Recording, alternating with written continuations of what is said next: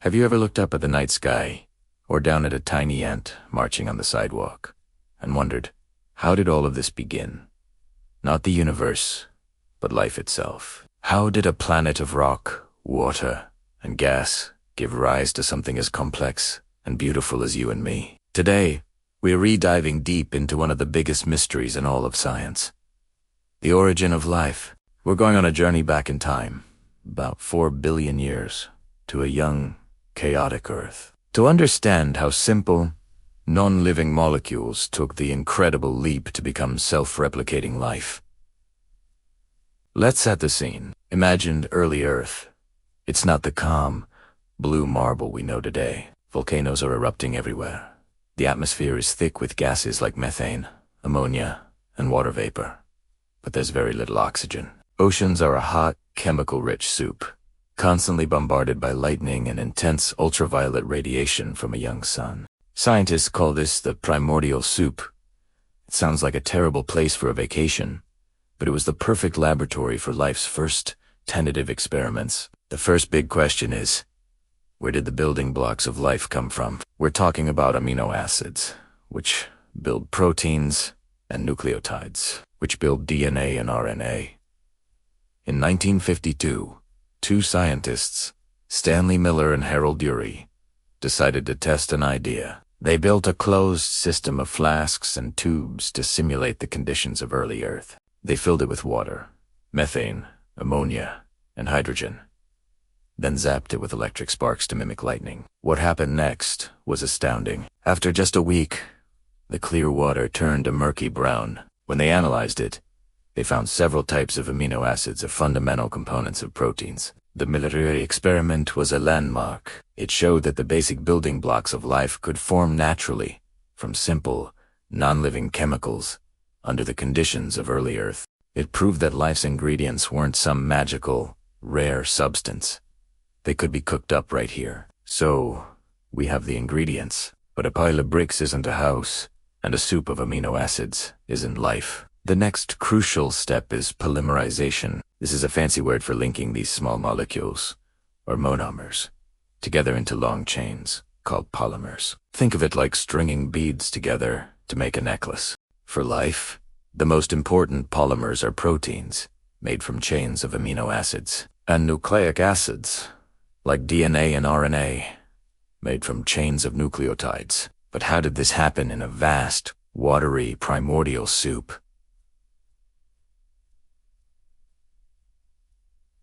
It's a bit of a puzzle. Water is great at dissolving things, but it's actually pretty bad at helping molecules link up. In fact, it tends to break them apart. Scientists have some clever ideas about how this might have been overcome. One popular theory involves hydrothermal vents on the ocean floor. These deep-sea geysers spew out hot, mineral-rich water. The complex surfaces of the minerals around these vents could have acted as catalysts, like tiny assembly line workers, helping amino acids and nucleotides to line up and bond together into long chains. Another idea is that wet-dry cycles on the edges of ponds or lagoons played a role. Imagine a puddle of chemical soup evaporating in the sun. As the water disappears, the building blocks are forced closer and closer together, making it much easier for them to link up. Then, the next rain or tide would wash over them, and the cycle would repeat. Over millions of years, these processes could have created a huge variety of complex polymers. Now we have long chains of molecules. This brings us to the next, and perhaps the most mind-blowing, step. The emergence of self-replication. For something to be considered alive, it has to be able to make copies of itself. Today, in our cells, DNA holds the genetic blueprint, and a whole host of complex protein machinery reads that blueprint and builds everything. But this creates a classic chicken and egg problem. DNA needs proteins to replicate, but the instructions to make those proteins are on the DNA. So which came first? This is where a plucky little molecule named RNA enters the story. Many scientists are champions of the RNA world hypothesis. RNA, or ribonucleic acid, is DNA's lesser-known cousin. Like DNA, it can store genetic information in its sequence of nucleotides. But here's the cool part.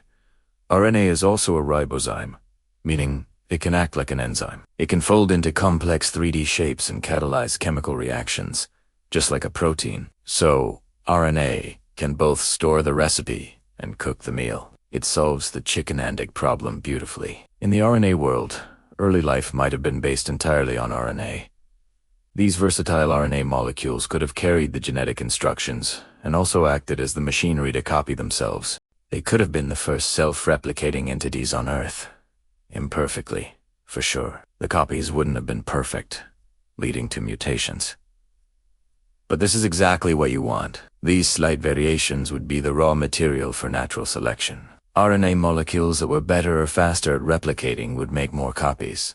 And gradually, evolution would have begun its work. Even at this simple molecular level, we're getting so close. We have self-replicating molecules, but a naked strand of RNA floating in the ocean is very vulnerable. The final piece of the puzzle to create what we might call a protocell is encapsulation, getting a membrane. A boundary was needed to protect the precious internal chemistry from the chaotic outside world, to concentrate the necessary molecules, and to maintain a stable internal environment. The solution?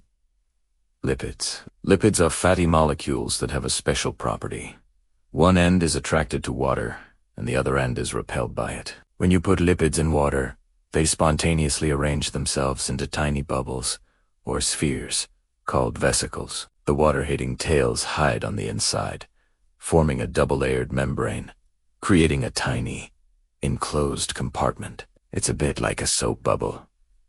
Now, imagine a self-replicating RNA molecule accidentally getting trapped inside one of these lipid vesicles. Suddenly, you have a protocell. It has genetic material and replication machinery on the inside, protected by a simple membrane on the outside. This was a monumental step. This protocell could maintain a different internal chemistry from its surroundings. If the RNA inside could also help build more lipids for the membrane, the cell could grow and eventually split, passing its precious RNA cargo on to its daughter cells. This is the basic principle of life, a contained, self-replicating system that can reproduce and evolve. From here, the story is one of gradual refinement and increasing complexity. Over millions of years, these simple RNA-based protocells would have evolved. Eventually, the more stable DNA molecule would take over the job of long-term information storage, and proteins, being far more versatile catalysts than RNA, would take over as the primary workhorses of the cell. This led to the last universal common ancestor, or LUCA, the grandparent of every living thing on Earth today. From the bacteria in your gut to the tallest redwood tree. So, from a chaotic chemical soup to self-replicating RNA, to the journey of life's origin is a breathtaking story of chemistry and physics playing out on a planetary scale. It wasn't a single, magical event, but a series of plausible, incremental steps. Each step, from the formation of amino acids to the enclosure within a membrane, built upon the last, guided by the fundamental laws of the universe. It's a powerful reminder that we are not separate from the universe. We are a direct product of its cosmic and chemical evolution. The very atoms that make up your body were forged in stars and assembled on a young, restless planet into the first living things. Have you ever looked out at the vast, endless ocean and wondered, where did it all begin? Not just the ocean, but ... OS.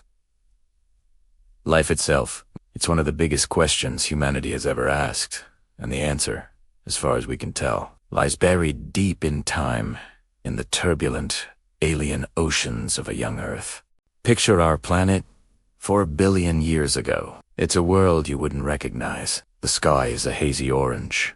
The air is thick with gases like methane and ammonia, and the sun is weaker than it is today. But most importantly, the Earth is covered by a global ocean. This isn't the clear, blue water we know. It's a hot, acidic, iron-rich soup, constantly bombarded by meteorites and zapped by intense, ultraviolet radiation.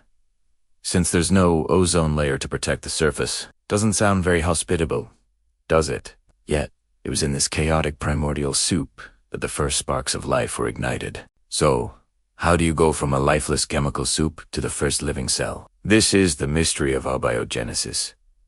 Life from non-life. Scientists believe it wasn't a single, magical moment, but a series of small, crucial steps. The first step was getting the ingredients.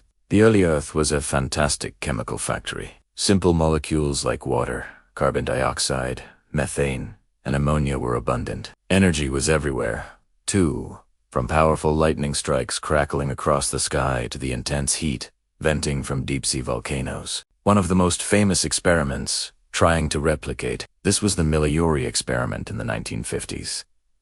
They created a closed system, with the gases thought to be in Earth's early atmosphere, added water to represent the ocean, and zapped it with electric sparks to simulate lightning. What happened was incredible. After just a week, they found that complex organic molecules had formed, including amino acids, the fundamental building blocks of proteins. It was a groundbreaking discovery, showing that the basic ingredients for life could arise naturally from non-living chemistry. But having the building blocks is one thing. Assembling them into something that can actually live is another entirely. Think of it like having a pile of Lego bricks. You've got the pieces, but you need instructions and a way to put them together to build a castle. For life, one of the biggest hurdles was figuring out how to link these simple amino acids into long chains called polymers, like proteins, and how to create molecules like RNA and DNA, which can store information. This is where some of the most exciting theories come into play. One leading idea takes us away from the sunlit surface and plunges us deep into the dark ocean, to a place called hydrothermal vents. These are like underwater geysers, spewing out superheated, mineral-rich water from the Earth's crust. Imagine towering, chimney-like structures on the ocean floor, venting black clouds of chemicals.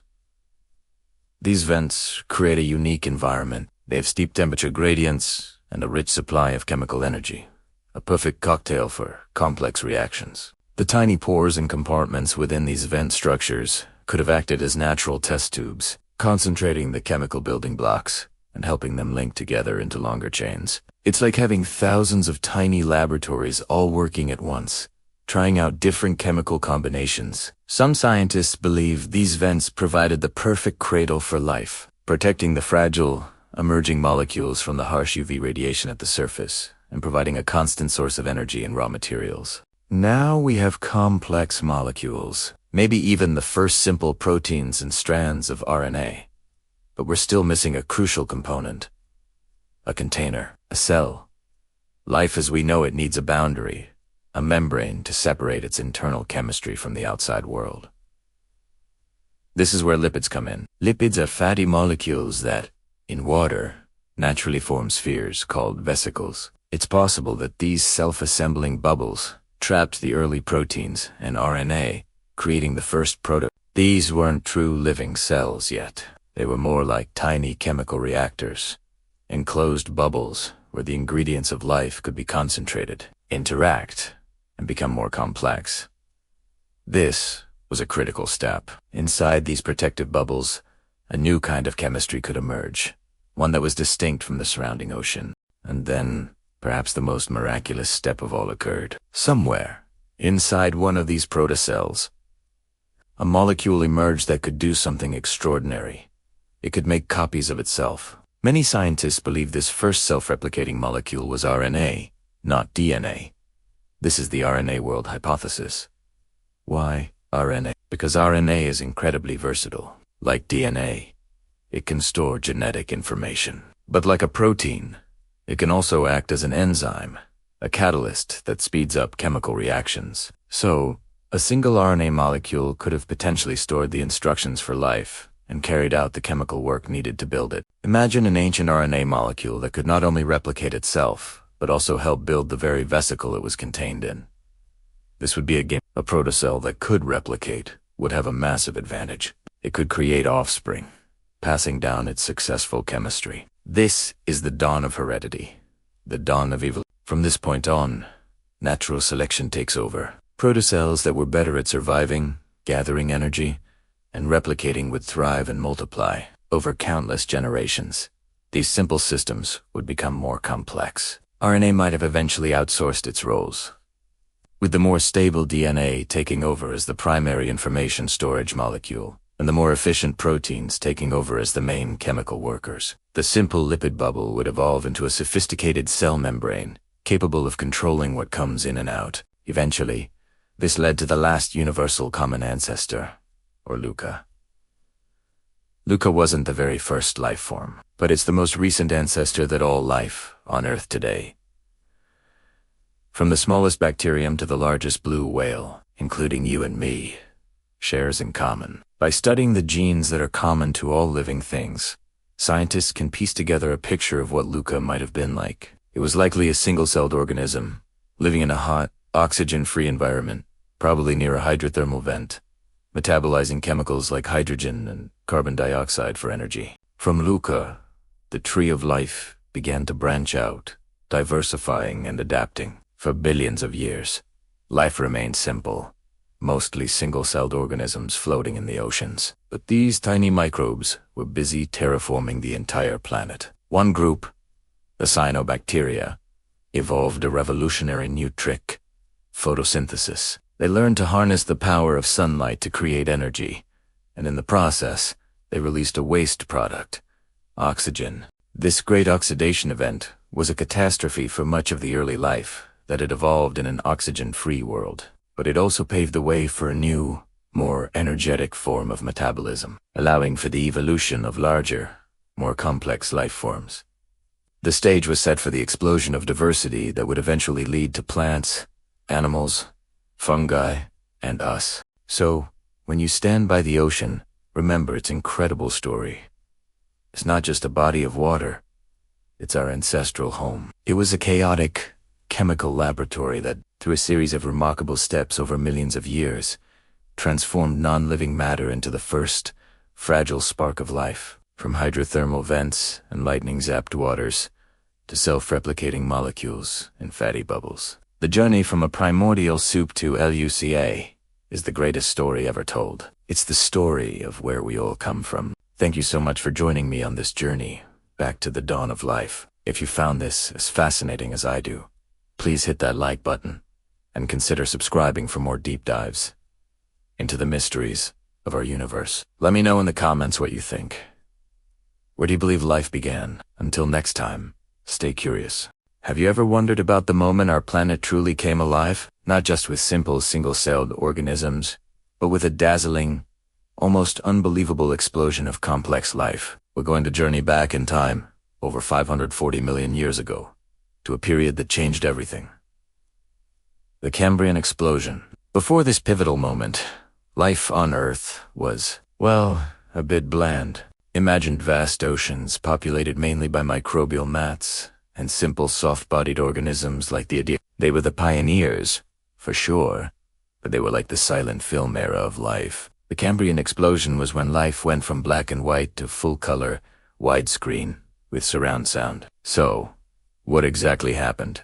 In a geological blink of an eye, a period lasting only about 20 to 25 million years, the oceans suddenly teemed with an astonishing variety of animal forms. This wasn't a slow, gradual change. It was a biological Big Bang. Suddenly, the fossil record is packed with creatures that have hard shells, exoskeletons, legs, and complex eyes. Almost every major animal phylum or body plan that exists today made its first appearance during the Cambrian period. Think about that.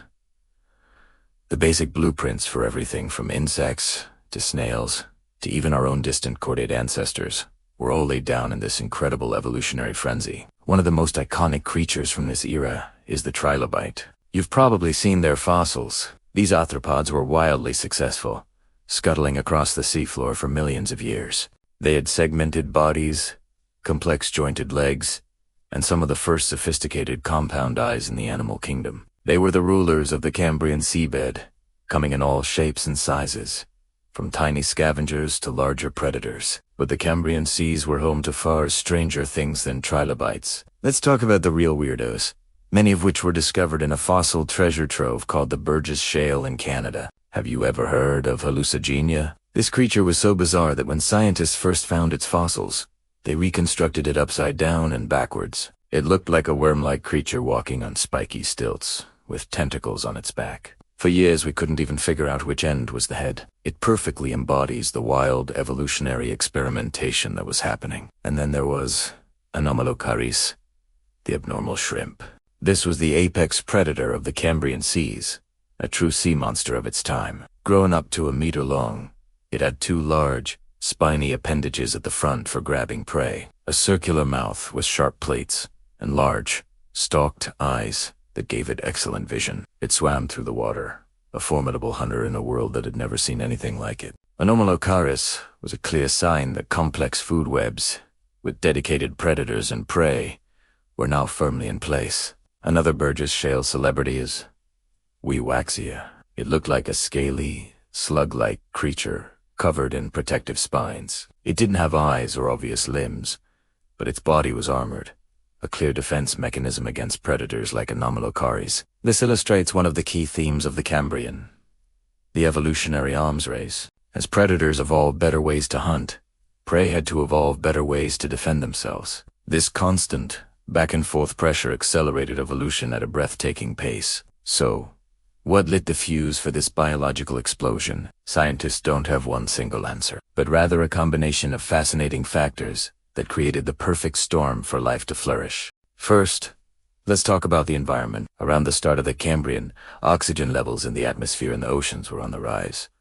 More oxygen means more energy. This increase allowed animals to grow larger, develop more complex tissue, and lead more active lifestyles like chasing prey or burrowing into the seafloor. It was like giving the engine of life a supercharger. Second, the world itself was changing. The breakup of a supercontinent led to the formation of more shallow coastal areas. These warm, sunlit seas were ideal nurseries for life, providing new habitats and niches for organisms to colonize and diversify. Think of it as a massive, worldwide real estate boom for emerging species. Third, we have the development of biomineralization, the ability for organisms to build hard parts, like shells and skeletons from minerals in the seawater. This was a game. Hard shells offered protection from predators and the harsh environment. Skeletons provided support for larger bodies and anchor points for muscles, allowing for more powerful and precise movement. And crucially for us, these hard parts are much more likely to fossilize than soft tissue. This fossilization bias is one reason why the Cambrian explosion seems so sudden in the rock record. Life was likely diversifying before, but now it was leaving a much clearer diary of its existence. And finally, there's the genetic toolkit. By the time the Cambrian began, organisms had likely already evolved the basic set of Hox genes, master control genes that dictate the fundamental body plan of an animal. These genes determine where the head goes, where the limbs sprout, and what goes in between. During the Cambrian, it seems that evolution began to tinker with this genetic toolkit in incredible new ways, leading to the rapid generation of all the different body plans we see. It was less about inventing entirely new genes and more about finding new, creative ways to use the genes that were already there. So you have a perfect storm: more oxygen for energy, more new habitats to live in, the invention of shells and skeletons for protection and movement, and the genetic flexibility to experiment with new body forms. All these factors came together to ignite the Cambrian explosion. This period wasn't just about creating strange and wonderful creatures. It was about establishing the fundamental ecological relationships that govern our world today. Predator-prey dynamics, burrowing behaviors that changed the chemistry of the seafloor, and the formation of the first complex ecosystems. It all started here. The Cambrian explosion teaches us that evolution isn't always a slow, steady march. Sometimes it's a sprint, a period of radical innovation and explosive creativity. It laid the foundation for every animal that has ever lived since, including us. The story of those ancient, bizarre creatures scuttling in the primordial seas is, in a very real way, the first chapter of our own story. Video opens with a shot of a stark, volcanic, alien-looking landscape under a hazy, reddish sky. Have you ever wondered what our world looked like before it was? Well, our world before the lush green forests, the vibrant blue oceans, the very air we breathe. For billions of years, Earth was a completely different planet. An alien world. The atmosphere was a toxic soup of methane, ammonia, and carbon dioxide. The oceans were a murky brown, saturated with iron. Life, what little there was, clung on in the shadows, far from the sun's harsh, unfiltered rays. It was a world waiting for a hero. And that hero wasn't an animal or a person, but something much, much smaller. Scene transitions to microscopic view of cyanobacteria and water meat. Our planet's first true game-changer cyanobacteria, around 3 billion years ago. These tiny, single-celled organisms developed a revolutionary superpower, a trick so profound it would rewrite the destiny of our planet. They figured out how to eat sunlight. This process, which we now call photosynthesis, was the single most important invention in the history of life. These little guys would take in sunlight, water, and carbon dioxide, and in return, they would create energy for themselves. But they also produced a waste product, a gas that, at the time, was highly toxic to almost everything alive. That gas was oxygen. Animation showing oxygen bubbles rising from cyanobacteria and reacting with iron in the ocean for the next billion years. An epic, invisible war was waged in the ancient oceans. As cyanobacteria pumped out trillions of tons of oxygen, it didn't immediately fill the air. Instead, it first reacted with the dissolved iron in the seawater. This created massive, planet-wide layers of rust that settled on the ocean floor, forming the banded iron formations that are the source of most of our iron ore today. Imagine, for 1 billion years, the oceans literally rusted. This period is known as the Great Oxidation Event, but a better name might be the oxygen catastrophe, because for the anaerobic life that dominated the planet, this new, reactive gas was poison. It caused the first and possibly greatest mass extinction in Earth's history, wiping out countless species that couldn't cope with this new, oxygen-rich environment. Scene shifts to a slightly more familiar-looking Earth, with bluer oceans and a clearer sky. But from this catastrophe, opportunity bloomed. Once all the iron in the oceans had been rusted out, the oxygen finally had nowhere else to go but up into the atmosphere. The sky began to clear, turning from a hazy orange to the familiar blue we know today. High in the atmosphere, oxygen molecules, O2, were zapped by solar radiation and reformed into O3, creating the ozone layer. For the first time, life had a protective shield against the sun's deadly ultraviolet radiation. This was the turning point. Life no longer had to hide in the deep ocean. It could now venture into the shallows, and eventually onto the land itself. Animation showing simple algae evolving and covering coastal rocks with the stage set. The next wave of green heroes arrived, about 1 billion years ago. More complex life forms, the first algae, evolved. They were masters of photosynthesis, far more efficient than their bacterial ancestors. They colonized the coastlines, turning barren rocks into green, life-giving nurseries. The oxygen levels in the atmosphere continued to climb, slowly but surely. But the real green revolution was yet to come, the invasion of the land. Time-lapse animation showing the first primitive plants, like mosses and ferns, colonizing a barren, rocky landscape around 470 million years ago. The first true plants made the monumental leap from water to land. They started small, like mosses and liverworts, hugging the damp ground. But they were pioneers. They developed waxy coatings to prevent drying out and simple root-like structures to anchor themselves.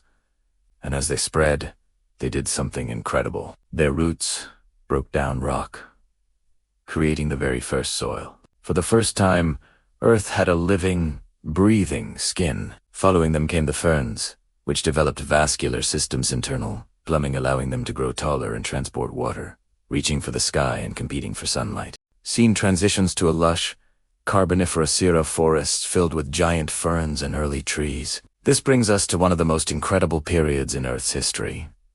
The Carboniferous period, around 360 million years ago. Thanks to millions of years of plant evolution, the world was now covered in vast, swampy forests. But these weren't the forests we know today. These were alien forests of giant club mosses and towering tree ferns, some reaching over 100 feet high. The sheer amount of photosynthetic activity was staggering. These plants were pumping out oxygen on an industrial scale. Atmospheric oxygen levels soared to as high as 35%, compared to the 21% we have today. Animation showing giant insects, like dragonflies with huge wingspans, What did this high-oxygen world look like? For one thing, it allowed life to get big. Really big. This was the age of giant insects. Dragonflies with the wingspan of a modern seagull, giant millipedes the length of a small car, and spiders the size of your head. This was possible because insects breathed through tiny tubes in their bodies, and higher oxygen concentrations allowed them to grow to sizes that are simply impossible today. It was a lush, humid, and slightly terrifying world, all thanks to plants. Animations showing these ancient forests dying, falling into swamps, and being buried over millions of years. But there was a catch. When these giant plants died, there was nothing around that could efficiently decompose them. Wood is made of a tough substance called lignin, and the fungi and bacteria that could break it down hadn't evolved yet. So, when these trees fell into the swamps, they didn't rot. They just piled up, layer upon layer, getting buried deeper and deeper. Over hundreds of millions of years, heat and pressure transformed this ancient plant matter into the massive coal beds that would one day power our own industrial revolution. It's incredible to think that the energy we use today is, in essence, bottled sunlight, captured by these ancient forests hundreds of millions of years ago. Scene shifts to modern landscapes, diverse forests, grasslands, and flowering plants. The story doesn't end there. Of course, plants continue to evolve, giving rise to the conifers that dominate vast northern forests. And then, the greatest innovation of all. The flowering plants, which appeared around 130 million years ago, developed a brilliant partnership with insects and other animals, using them to spread their pollen far and wide. This coevolution led to the incredible diversity of life we see today. They cover our plains as grasses, feed us as crops, and beautify our world as flowers. And all along, they have continued to perform their sacred duty, maintaining the delicate balance of gases in our atmosphere. Final shots of a person taking a deep, fresh breath in a beautiful natural setting, looking up at the green canopy. So, the next time you step outside and take a deep breath, take a moment. That breath of fresh, life-giving air is a gift that took billions of years to create. It's a legacy passed down from the humblest cyanobacteria through the giant ferns of the Carboniferous to the blade of grass at your feet. Our world wasn't born this way. It was built. It was terraformed. Not by aliens, but by the quiet, relentless, and revolutionary power of plants. They are the architects of our world, the silent guardians of our atmosphere, and that's a pretty amazing thing to think about. For most of us, it's the dinosaurs, towering tyrannosaurs, long-necked brachiosaurs, and armored stegosaurs. For an incredible 180 million years, these magnificent creatures dominated the Earth. We call this vast stretch of time the Mesozoic era, but it's more famously known as the Age of Reptiles. From the deepest oceans to the highest skies, reptiles were the undisputed rulers of the planet. But have you ever wondered, while these giants roamed the land, where were our ancestors? Where were the mammals? To find the answer, we need to rewind the clock even further, back to a time before the first dinosaurs, to the Paleozoic era, about 320 million years ago. Life had conquered the land, and early four-legged animals called tetrapods were diversifying. Among them, a crucial split occurred. One group would eventually evolve into the reptiles, birds, and dinosaurs we know so well. But the other group, they were the synapsids. And this group ... This is our story. They were the pioneers on the road to becoming mammals. Early synapsids, like the famous Dimetrodon with its incredible sail-like fin, might look like reptiles to us, but they were actually on a completely different evolutionary path. They weren't dinosaurs, and they weren't lizards. They were something new, a lineage that was experimenting with features that would one day define mammals. Over millions of years, these proto-mammals became more and more diverse. Some were large predators, like the fearsome Gorgonopsians, with their long, saber-like canine teeth. Imagine a wolf-sized creature, but with a reptilian stance and a powerful, toothy grin. These were the top predators of their time, long before T-Rex ever walked the earth. This period, known as the Permian, was the golden age of the synapsids. They were the dominant land animals, But then, disaster struck. About 252 million years ago, the planet experienced the most severe extinction event in its history, the Great Dying. It is estimated that up to 96% of all marine species and 70% of terrestrial vertebrate species vanished. This event wiped out most of the dominant synapsid groups, including those mighty Gorgonopsians. The world was left empty, a blank slate. This cataclysmic event cleared the stage for a new group of reptiles to rise and take over. And from this group, the dinosaurs would soon emerge. The few synapsids that survived the Great Dying were small, often no bigger than a modern shrew or badger. Our ancestors, once the rulers of the world, were now forced into the shadows. As the Triassic period dawned, and the first dinosaurs appeared, our lineage had to adapt to a new way of life, living under the feet of giants. For the next 150 million years, through the Triassic, Jurassic, and Cretaceous periods, mammals remained small and mostly nocturnal. They scurried through the undergrowth, hiding from the colossal dinosaurs that ruled the day. This long period of living in the shadows was actually a critical phase of innovation. To survive, they developed key mammalian traits. They likely evolved warm-bloodedness to stay active in the cool of the night. Their hearing became incredibly acute to detect predators in the dark. Their sense of smell sharpened to find food, and perhaps most importantly, they developed fur for insulation and began to care for their young with more dedication, perhaps even producing milk. Think about it. While a triceratops was munching on cicads, and a velociraptor was hunting in a pack, tiny creatures, like Morganuk, one of the earliest mammal-like animals, were scurrying around, perhaps eating insects. They were small, seemingly insignificant, but they were survivors. They were biding their time, honing the very adaptations that would one day allow them to inherit the Earth. Every night, in the dark forests of the Mesozoic, a secret revolution was brewing. So, while dinosaurs were the stars of the show, our mammalian ancestors were the clever, resilient stagehands, working tirelessly behind the scenes. They weren't just waiting. They were evolving, adapting, and perfecting the mammalian blueprint.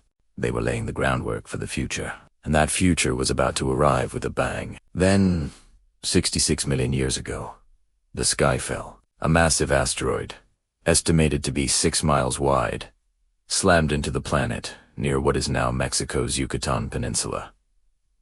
The impact triggered a global cataclysm. Earthquakes, tsunamis, and volcanic eruptions racked the globe. A thick cloud of dust and soot blocked out the sun, plunging the world into a long, dark winter. Plants withered, and the food chain collapsed from the bottom up. For the giant dinosaurs, it was the end. Their size, which had been their greatest advantage, now became their fatal weakness. They simply couldn't find enough food to survive. But for our small, warm-blooded, burrowing ancestors, this disaster was an opportunity. Their small size meant they needed far less food. Their ability to burrow or hide in dens offered protection from the immediate aftermath of the impact. Being warm-blooded helped them endure the plunging temperatures, and their versatile diet of insects, seeds, and roots meant they could find sustenance where the giant herbivores could not. The same traits they had perfected to survive in the shadow of the dinosaurs now enabled them to survive their extinction. With the great reptiles gone, a world of possibility opened up. The ecological niches left vacant were vast. For the first time in 150 million years, mammals could step out of the shadows and into the sunlight, and they did so with spectacular success. In the millions of years that followed the extinction event, a period known as the Cenozoic era or the age of mammals, our ancestors underwent an explosive evolutionary radiation. From those small, shrew-like survivors, an incredible diversity of forms emerged. Some returned to the water, evolving into the ancestors of whales and dolphins. Others took to the air, becoming bats. On land, they grew to immense sizes. There were giant, hornless rhinos, called Periceratherium, the largest land mammals ever to live. There were saber-toothed cats, massive ground sloths, and strange, hoofed creatures unlike anything alive today. And among this incredible new diversity, one group began to stand out: the primates. Our primate ancestors started as small, tree-dwelling creatures. But over millions of years, they developed larger brains, forward-facing eyes for depth perception, and grasping hands. This set the stage for the final act of our story, the evolution of our own genus, Homo, and eventually, us, Homo sapiens. So, the next time you look at a picture of a mighty T-Rex, remember the small, furry creatures scurrying at its feet. They weren't just extras in the dinosaur story. They were the heroes of their own, a story of incredible resilience, adaptation, and eventual triumph. The fall of the reptiles was the rise of the mammals, clearing the path for the world we know today. Have you ever wondered what exactly intelligence is? Is it solving complex math problems, creating breathtaking art, or simply knowing how to survive? Today, we're embarking on an incredible journey, tracing the very origins of thought itself. We'll travel from the simplest building blocks of life to the most complex structure known in the universe, the human brain. How did a bunch of simple cells learn to think, to feel, to create civilizations? Let's find out. Our story begins not with a brain, but with a single, humble cell. Billions of years ago, the earliest life forms were just tiny specks floating in the primordial soup. Their existence was basic. Sense food, move towards it. Sense danger, move away. This simple sense and respond mechanism was the first flicker of what would one day become intelligence. These cells developed specialized proteins on their surfaces, acting like tiny antennae, to detect chemicals in their environment. This was the birth of the first sense, the first piece of data being processed by a living thing. Now, imagine a collection of these cells deciding to stick together, forming a colony. This was a game changer. Why? Because it allowed for specialization. Some cells on the outside could focus on sensing the environment, while others on the inside could focus on digestion or movement. This division of labor was a huge evolutionary leap. Communication was key. Cells started sending chemical signals to each other, coordinating their actions. Hey, I've found food over here. Or danger. Let's get out of here. This intercellular chatter was the precursor to the nervous system. These simple networks were the first primitive brains. The next major breakthrough was the neuron. This is a cell specifically designed for communication. Think of it as a biological wire. It has a receiver end, the dendrite, a long cable, the axon, and a transmitter end. When a neuron gets a strong enough signal, it fires an electrical pulsar action potential down its axon to other neurons. This is the fundamental language of the brain. It's a binary system of on or off, fire or don't fire. The first animals to develop true neurons, like jellyfish and sea anemones, had a simple nerve net. This allowed them to coordinate more complex movements, like contracting their bodies to propel themselves through the water. It was a decentralized system, with no central command center. But as animals became more complex and needed to move with purpose, a central command center became necessary. This led to cephalization, the concentration of nerve cells at one end of the body, the head end. This happened because the head is usually the first part of the body to encounter new environments, food, or predators. It makes sense to put your main information processing unit right there at the front line. This cluster of neurons became the first primitive brain. Flatworms are a great example of this stage. They have two nerve cords running down their bodies, and a small bundle of neurons at the front that acts as a simple brain, processing information from there to. With a centralized brain, the possibilities for intelligence exploded. The brain began to organize itself into different regions, each specializing in a different task. Some parts processed visual information, others handled sound, and others controlled movement. This specialization allowed for much faster and more efficient processing. Think of it like a company, creating different departments: sales, marketing, accounting, instead of having every employee do everything. As brains grew larger and more specialized, animals developed more complex behaviors. They could hunt with strategy, build nests, and even form social groups. This brings us to a crucial development: memory. The ability to store information about past experiences and use it to guide future actions is a cornerstone of intelligence. At the cellular level, memory is formed by strengthening the connections, or synapses, between neurons. When two neurons fire together frequently, their connection becomes stronger. Neurons that fire together, wire together. This is called synaptic plasticity. It means your brain is constantly rewiring itself based on your experiences. Every time you learn a new fact, practice a skill, or make a new memory, you are physically changing the structure of your brain. So, how did we get from a worm's simple brain to the human mind? The story continues with the evolution of the mammalian brain. A key innovation was the neocortex. This is the wrinkled, outer layer of the brain that you typically picture when you think of a brain. In early mammals, it was a relatively small, smooth sheet, but in primates, and especially in humans, it underwent a massive expansion. To fit this huge new processing sheet inside the skull, it had to be folded and crumpled up, which is why our brains have all those grooves and ridges. The neocortex is the home of our higher cognitive functions: language, abstract thought, planning, and consciousness itself. Our large frontal lobes, in particular, are what truly set us apart. This is the brain's executive suite. It's responsible for things like decision-making, problem-solving, and regulating our social behavior. It's the part of your brain that stops you from saying something rude, that helps you plan for the future, and that allows you to weigh the consequences of your actions. It gives us the power of metacognition. We're thinking about thinking. We don't just have thoughts. We are aware that we are having them. We can question our own beliefs, imagine different futures, and tell stories. This incredible cognitive toolkit allowed us to do something no other species has ever done: create cumulative culture. We don't have to reinvent the wheel in every generation.